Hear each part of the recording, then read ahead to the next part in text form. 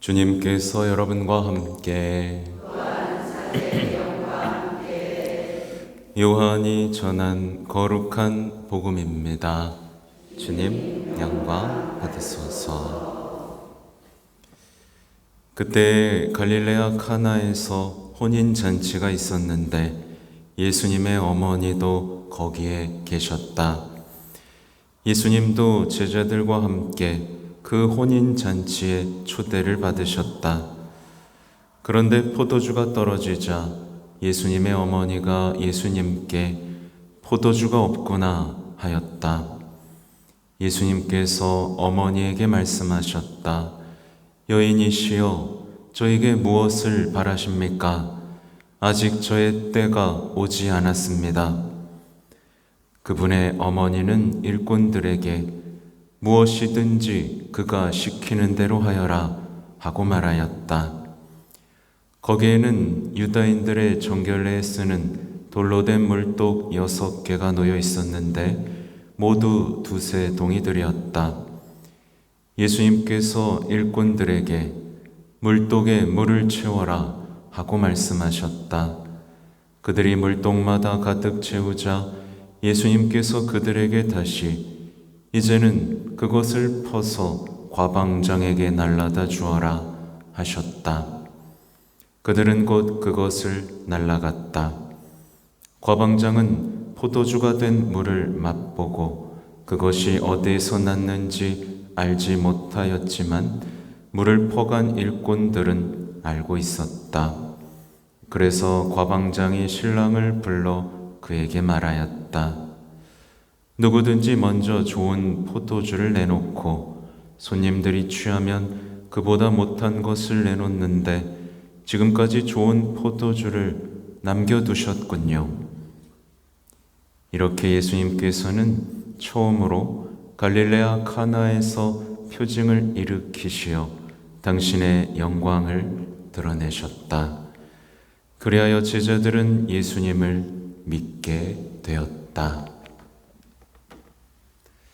주님의 말씀입니다.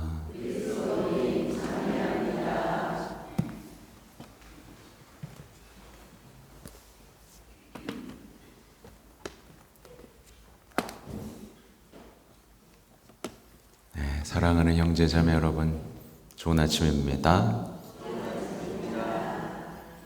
네, 이렇게 첫 토요일 신신미사에 함께 해주셔서 고맙습니다. 여러분이 있어서 미사할 맛이 납니다. 아무튼 저는 요즘에 대단히 중요한 어떤 사명에 이끌리고 있습니다.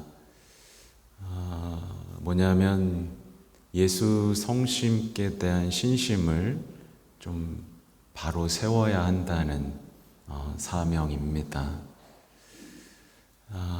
예수 성심 좀 그런 것 같아요, 그죠? 예수 성심 성월에 대한 어떤 깊은 이해와 어떤 그 아름다운 이야기들이 우리 신앙 속에서 사라져가고 있다.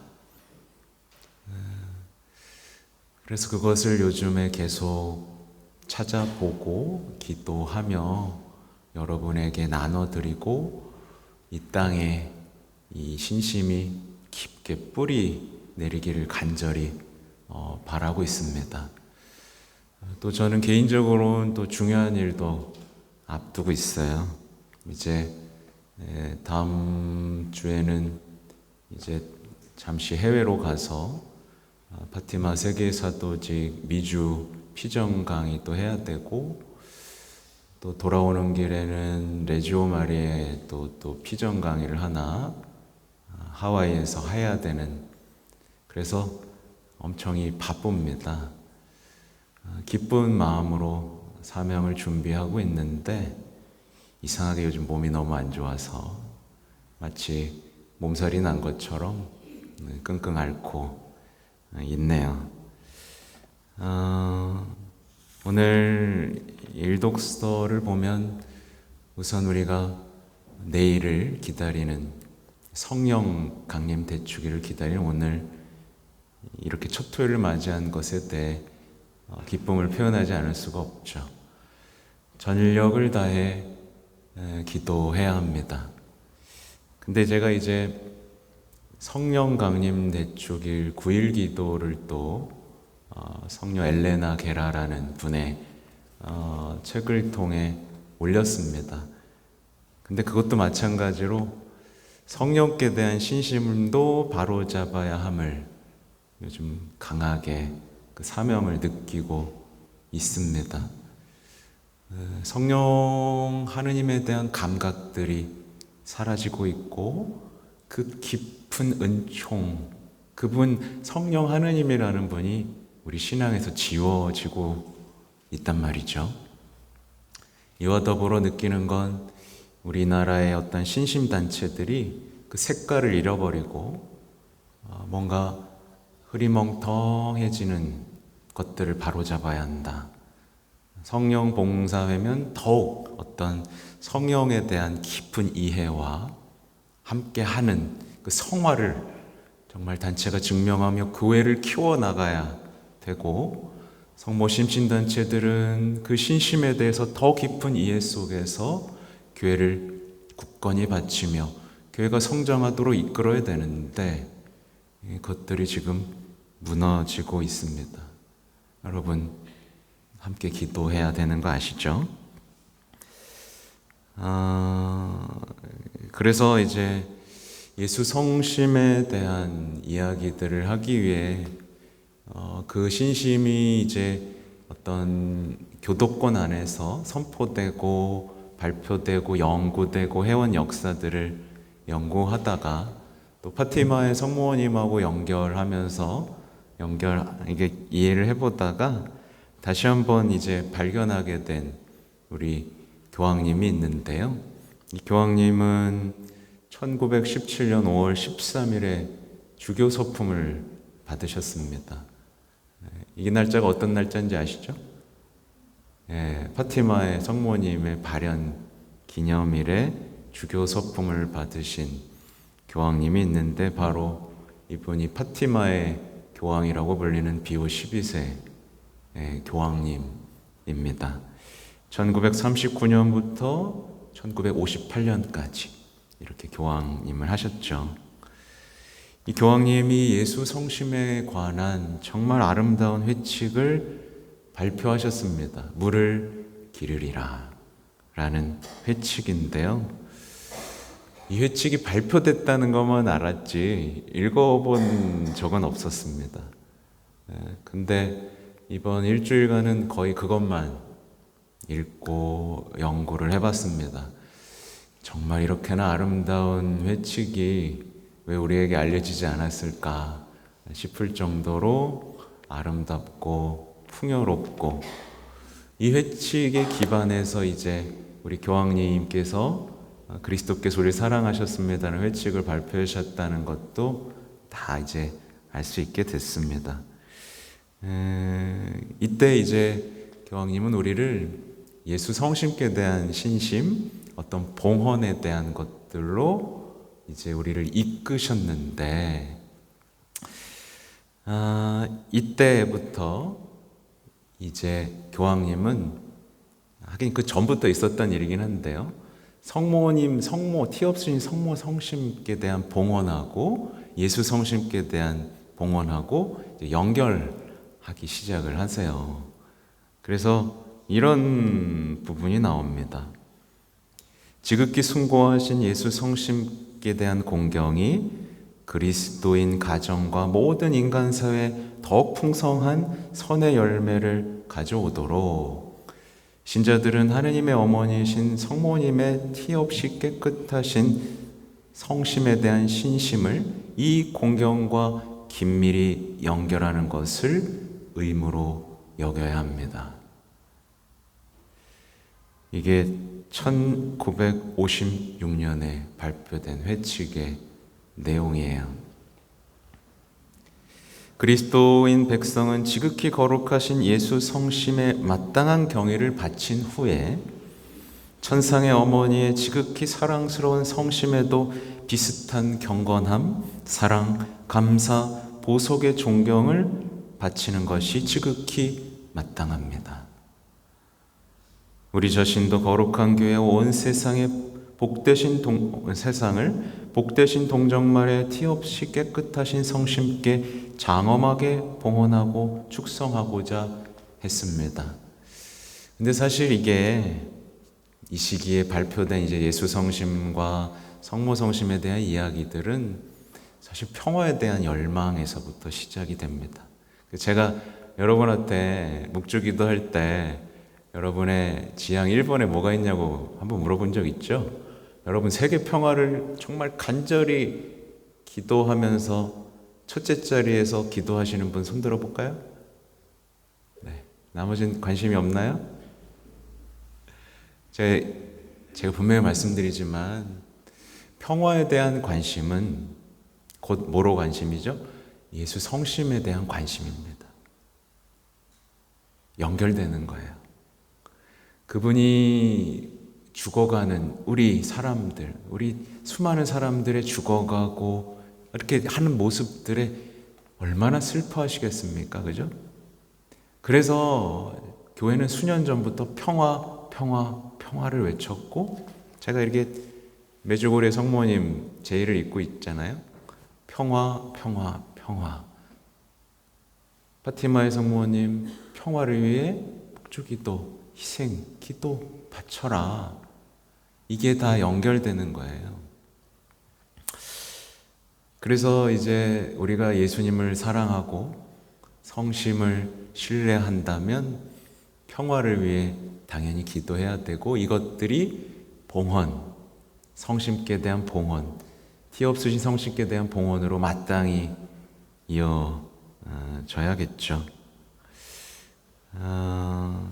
이 교황님은요, 정말 특별한 교황님인 게 확실한 게 1950년 11월 1일에 성모 승천 교리를 믿을 교리로 선포하신 교황님이기도 합니다. 네, 얼마나 반대가 심했겠어요, 여러분? 반대는 심했지만 신자들은 환호성을 올렸습니다. 그리고 1954년 10월 11일에는 성모님이 하늘과 땅의 여왕이심을 또 선포를 합니다.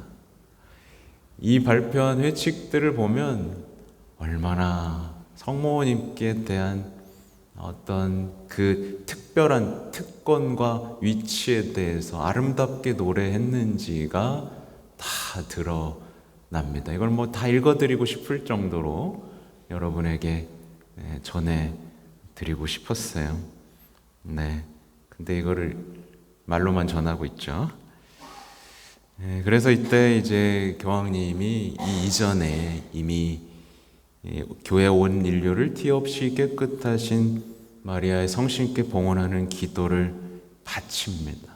이게 파티마 발현 25주년, 그러니까 1942년에 있었던 일이라고 나오는데, 뭐 계산이 좀 안 맞기도 하는데, 아무튼 아까 그 예수 성심에 대한 회칙은 이제 예수 성심에 대한 100주년으로 발표하신 것 같기도 해요. 아무튼 이 기도문도 다 갖고 왔습니다. 이따가 여러분이 성모님께 초를 봉헌할 때 제가 좀 읽어드리려고 비오 신부님이 성모 성심께 봉헌하는 기도문 이따가 읽어드릴 거예요. 하여튼 정말 많은 회칙들을 통해서 성모님에 대한 깊은 신뢰와 공경과 사랑을 바치셨습니다. 제가 이제 오늘 미사에서 여러분에게 바라는 것은, 너무 많은 얘기를 했지만 바라는 것은 뭐냐면, 우선은 여러분이 예수 성심께 대한 그 불타는 사랑이 커졌으면 좋겠고, 그 성심을 통해 이루어지는 모든 일들에 대한 신뢰를 키워가셨으면 좋겠습니다. 그리고 그와 비슷한 같은 사랑과 공경을 성모님께 드리는 것으로 우리는 평화를 이룰 수 있고, 우리가 그토록 바라던 우리의 성화를 통한 이제 내 주변 사람들에 대한 성화, 그죠? 매듭을 푸는 이런 것들이 다 연결되겠죠? 그런 것들이 아주 자리 잡기를 바라요. 제가 읽어드리지 않은 것이 하나 있는데, 베네딕토 16세 교황님이 하신 말씀인데요, 여러분에게 도움이 될 것 같아서 읽어드릴게요. 모든 이는 자기 삶의 중심을 곧 일상생활의 사건과 상황과 고난에 대처할 힘을 길어 올릴 수 있는 진리와 선의 원천을 가질 필요가 있습니다. 여러분이 겪는 모든 어려움을 이겨낼 수 있는 어떤 물을 마실 원천이 필요하다 이거죠. 우리는 모두 침묵 안에서 우리 자신의 심장 박동을 느껴야 할 뿐만 아니라 더 근본적으로는 신앙 감각으로 인지할 수 있고 훨씬 더 현실적인 믿을 만한 존재의 심장 박동을 느껴야 합니다. 곧 세상의 심장인 그리스도의 현존을 느껴야 합니다. 그러니까 여러분이 겪는 모든 문제에 대해서 길어 올릴 수 있는 셈이 필요한데, 그러기 위해서는 나의 심장 박동과 나를 세상을 위해 뜨는 심장 박동을 느껴야 하고, 그 사랑의 심장 박동, 그 현존을 느껴야 한다는 교황님의 말씀이죠. 하나만 더 읽어드리고 끝낼게요.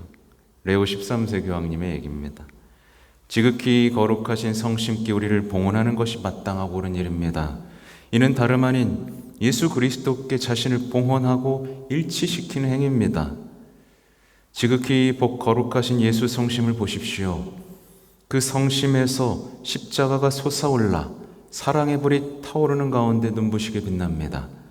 우리는 성심의 모든 희망을 두어야 합니다. 그러면 그 성심에서부터 확실히 인간의 구원을 위한 탄원이 바쳐질 것입니다.